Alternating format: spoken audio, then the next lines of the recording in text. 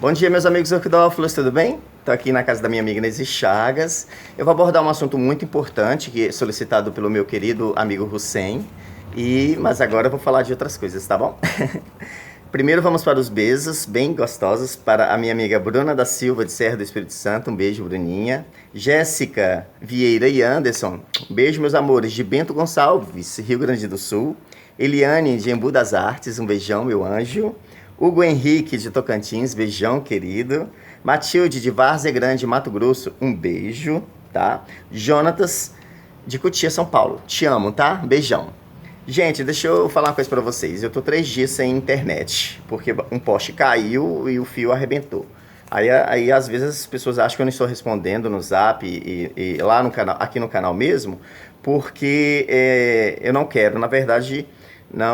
Não tô tendo como responder por enquanto até eles resolverem o problema, né? Então, se eu publiquei o vídeo é porque o problema da internet voltou ao normal. E lá no WhatsApp e nas mensagens no Facebook, no Deus Vanda Orquídeas, algumas pessoas estão reclamando que no grupo não estão respondendo. Eu já fiz um vídeo passado avisando que é bem complicado eu responder tudo. E pedi meus amigos para responderem por mim, me ajudarem, tá bom? Me ajudem aí. E dentro do possível eu vou respondendo. Tá certo? Então, primeiro eu vou falar sobre dendróbios, né? Muitas pessoas gostam muito do gênero dendróbio. Existem muitas espécies e muitos híbridos, tá bom? Só que o que acontece? As pessoas às vezes veem aquela planta de forma excêntrica e imaginam, será que isso vai bem aqui na minha região? Então, a primeira dica, dendróbio gosta de calor. Dendróbio gosta de calor, não tem jeito. Calor e luminosidade, tá? E a maioria das espécies, no período que para de chover, no inverno, no nosso caso aqui, e algumas regiões que mesmo não sendo inverno, como se fala? Lá, para a região deles, cada um fala que o inverno é numa data diferente, por causa de estação de chuva e tal. Mas o que eu quero que você saiba é que, no período que para de chover, você deve diminuir as regas. A maioria dos dendróbios precisam de um estresse hídrico. Alguns com mais... intensidade, como é o caso dos dendróbios do grupo do nobre e seus híbridos, outros com menos intensidade. Mas todos precisam realmente que você molhe menos no período antes da floração. Especialmente os dendróbios que produzem mudas, né? O nobre, por exemplo, se você molhar muito, ele vai produzir mudas, tá? Já, por exemplo, o dendróbio anósmo, depois que ele floresce, automaticamente ele já gera mudinhas de dendróbio, né? Então, cada um tem sua particularidade, você tem que conhecer o dendróbio. Então, quando eu comecei a cultivar dendróbio espécie, para fazer um teste aqui na minha região, eu sugeri a Nesi, né, eu tô aqui na casa dela, que ela comprasse algumas espécies. Então, uma das espécies que eu pedi para ela comprar foi o dendróbio secundo. Primeiro ela comprou o tipo, uma exposição, e eu encontrei no orquidário oriental o albo, e pedi para ela comprar. Então ela comprou, tá aqui. Gente, o cacho não é assim viradinho para baixo, tá? Ele é em pezinho, desse jeito. É porque os pardais aqui não dão folga mesmo. Então, no caso, olha só, não fica assim não, ele fica em pezinho. Igual esse cachinho aqui, ó, que ainda vai desabrochar. Então, dendróbio secundo, uma planta muito bonita, né? Flores pequenas, mas uma planta muito bonita, muito chamativa. Olha só que delicadeza. Então, tá aí. Quer cultivar dendróbio? Podem adquirir dendróbios que vocês vão ficar felizes, especialmente se você mora em lugares quentes. A galera do sul do Brasil cultiva muito bem dendróbios, apesar de lá ser frio, mas no entanto o verão deles é muito quente. Então o verão deles é mega quente. Então, mesmo no inverno, né, dando aquela boa esfriada, os dendróbios recebem o calor necessário durante a estação quente para que possam florescer no inverno, tá? O problema do sul, geralmente, mais lá para o sul mesmo, são as geadas. Se a pessoa não botar uma lona plástica transparente, geralmente queima com a geada, acontece coisas assim. Agora nós vamos falar sobre forma alba, rapidamente, porque as pessoas ainda têm confusão com isso. Estou aproveitando essa Cattleya labiata alba da Nesi para falar para vocês. Quando fala que uma planta é alba, branca, ela tem que ser totalmente branca, igual neve, igual leite. Não pode ter nenhuma pigmentação. Tiver um sopro rosadinho aqui, amor, acabou. Não é alba, entendeu? Então não tenham dúvidas. Vi uma planta, uma Cattleya especialmente, que é branca, mas tem uma manchinha, tem um risquinho, uma pigmentação, não é mais alba. A alba é quando ela é totalmente branca, tá bom? Não tenham dúvida sobre isso.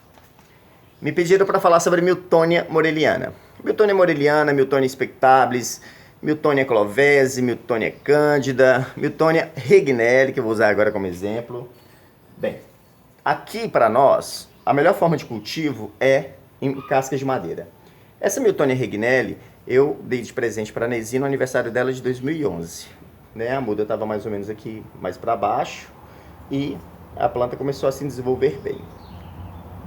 E está aqui até hoje, nas cascas de peroba e dentro do cachepô que eu coloquei. Né?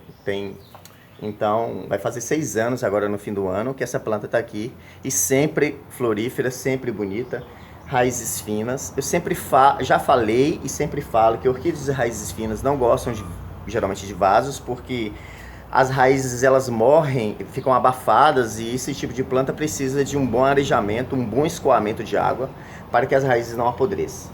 Miltônias, rodriguésias, oncídio, muitos dos oncídios gostam de ser cultivado em cascas, em placas de madeira, porque as raízes ficam mais arejadas. Essa rodriguésia lanceolata, eu já usei ela em um dos meus vídeos como exemplo, tá? Tá aqui, ó, nesse toquinho, simplesmente no toquinho. Olha o enraizamento dela, perfeito. Essa planta já veio nesse toquinho em 2014. Então, tem 3 anos que essa planta está nesse cultivo. Já estava nesse cultivo, veio para cá sendo cultivada assim. E olha só o vigor dessa planta, tá bom? Então, é um bom exemplo de que rodriguésia gosta e outras orquídeas de raízes finas gostam de tocos de madeira, placas de madeira, pode ser até placa de xaxim também. Só tendo cuidado com excesso de água, porque geralmente apodrece as raízes. As pessoas têm falado muito sobre mini phalaenopsis e outras coisas mais, né? Algumas dúvidas. O cultivo é o mesmo, phalaenopsis o cultivo é o mesmo. E, geralmente, mini phalaenopsis, eles cruzam alguns phalaenopsis de flores pequenas com uma planta do gênero Dorothea, que, se eu não me engano, voltou a ser phalaenopsis, não tenho certeza. Então, Dorothea é uma planta similar ao phalaenopsis, só que de tamanho menor um pouco e floração diminuta. Então, eles fazem muitos híbridos. Eu não tenho certeza, mas me parece que só existe uma espécie de Dorothea na natureza. Não tenho certeza. Mas é uma planta muito usada e reproduzida em orquidários comerciais, especialmente para fazer híbridos, né? Para que os phalaenopsis fiquem de flores pequenas. Deixa eu ver o que eu tenho mais aqui para falar. Então vamos lá. Todo mundo sabe que eu tenho o projeto Sementes pelos Ares, um projeto desenvolvido por mim e atestado em ata no Núcleo Orquidófilo do Vale do Rio Doce, aqui em Governador Valadares, onde a gente dispersa sementes de orquídeas nativas das regiões específicas. Nunca de híbrido, nunca de espécies que não são nativas, né? Então, aqui na casa da Nesi, eu fiz muitos cruzamentos envolvendo o Cattleya Varneri. Aí eu já conheci o André lá de Goiânia, e agora lá em Virginópolis, conversando com ele, eu solicitei que ele levasse as sementes para a natureza, já que ele faz trilha de mountain bike, então ele sempre está no meio da natureza, subindo pedras maravilhosas e conhecendo locais onde que as pessoas não têm tanto acesso e que são ideais para o desenvolvimento de orquídeas. Como Virginópolis, Goiânia, toda aquela região, e aqui até mesmo a nossa região, é propício para Cattleya Varneri, que é uma planta típica aqui da nossa região, né, do leste de Minas, também do Espírito Santo, na Bahia. Então ele vai levar as sementes para mim. O que eu fiz de interessante dessa vez é que eu cruzei as Varneris de várias formas. Por exemplo, alba com cerúlea, tipo com semi-alba, entendeu? Então eu coloquei políneas de semi-alba em cerúlea e fiz uma mistura genética cromática. Não quer dizer que vão sair variedades. O que eu quero dizer é que eu misturei as plantas de cores diferentes para que se aumente a carga genética, a diversidade da carga genética dessas plantas que irão nascer na natureza. Podem nascer milhares de tipos, mas podem nascer algumas de variação cromática interessante. Aqui tem um dendróbio, estava falando sobre dendróbio espécie, tem um dendróbio hibiki. Esse dendróbio é muito interessante, que ele floresce bem na base da planta, né? Eu estava até pensando em fazer um híbrido dele com o secundo para ver se desenvolve algo interessante. No finalzinho do vídeo eu vou cruzar e quem sabe dar alguma novidade aí para nós, tá bom? Agora vamos para o assunto do Hussein, tá? O Hussein, meu querido, ele pediu para falar sobre o que torna uma catleia, uma orquídea muito cara. O padrão da forma da flor, a coloração, a raridade e tal, tudo isso, né? Hussein, é o seguinte, meu querido, o homem desenvolveu um desenho geométrico onde envolve dois triângulos, um para cima e um para baixo, e um círculo. Eu comprei um triângulo, mas não era exatamente um triângulo. Ele é mais comprido aqui na extensão, então ficou essas pontas para fora que vocês devem desconsiderar. E um círculo, ok? Então, dentro de padrões de julgamento de orquídeas, o que é feito? Imaginariamente, você coloca a flor da orquídea aqui dentro e tem que ficar da seguinte maneira. As pétalas não podem sair para fora do círculo, tem que ser largas. Eu vou usar uma planta ali como exemplo, mas eu só vou falar. As pétalas têm que ficar dentro do círculo, tem que ser largas, encobrindo a sépala superior. Não pode ter espaço aqui. Na flor vocês vão entender melhor. O labelo aqui, ok? E as sépalas, certo? Tudo isso tem que ficar concentrado dentro desse círculo. Aqui está o desenho medíocre que eu fiz da catleia. As pétalas e o labelo, que é uma pétala modificada para envolver a coluna e facilitar a vida do polinizador. E as sépalas, a de cima e as duas laterais, tá bom? Então, nesse híbrido, que também foi um presente que eu dei para a Nesi Chagas, vocês vão entender o que eu quero dizer. Deixa eu virar aqui bem. Deixa eu... Ó.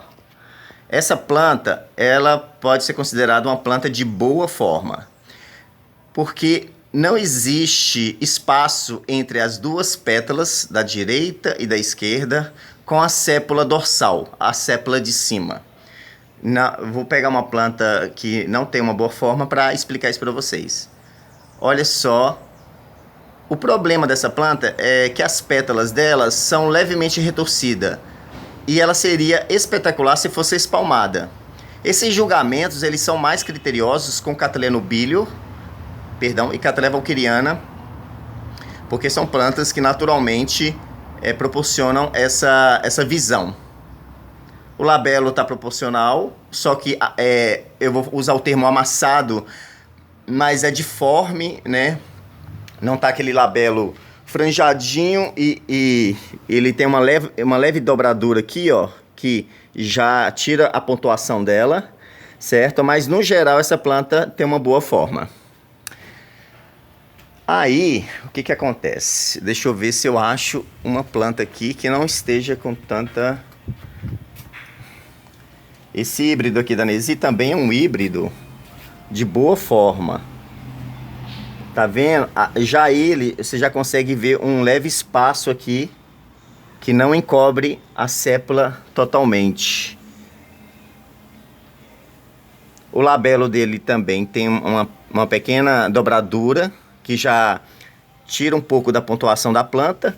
Já esse labelo é menos dobrado, mas o juiz ele vai olhar a planta em um todo, né? Mas, no entanto, nem todas as orquídeas elas são julgadas nesse padrão de Cattleya, porque nem todas as orquídeas naturalmente têm uma forma boa, né? As Cattleyas bifolhadas, tirando a Cattleya metistoglossa, que é uma planta que tem uma forma melhor, né? A Cattleya lodigese também tem uma forma melhor, e a lodigese, a intermédia, né? Estava falando. Mas a maioria das Cattleya, igual a Cattleya gutata, a Cattleya forbese, né? Essas Cattleyas, elas não costumam ter forma padrão de julgamento.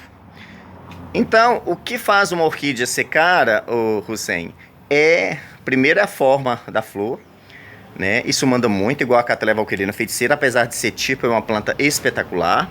Segundo, é a raridade da planta, especialmente quando se trata da coloração, né, da cor dela.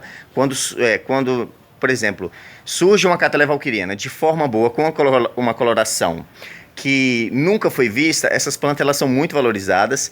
Na época, inventaram até um termo chamado Cattleya valquiriana semialba fantasia, né, para justificar aquela planta pincelada tal, que na verdade é uma semialba, né?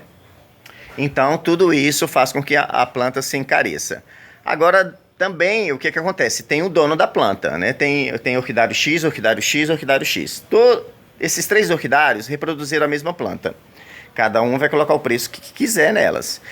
Né? Cabe a nós pesquisar para ver se nós conseguimos um preço melhor, né? Então, eu geralmente, quando eu vendo plantas, eu sempre olho mais o lado do colecionador, porque as pessoas ficam se preocupando muito em ganhar dinheiro e esquece que daqui a uns tempos aquela planta não vai ter tanto valor. Então é melhor você passar por um preço melhor. Por exemplo, essas 2 plantas aqui, ó, são da minha coleção, são Cattleya lambedisiana, que é valquiriana com violácea.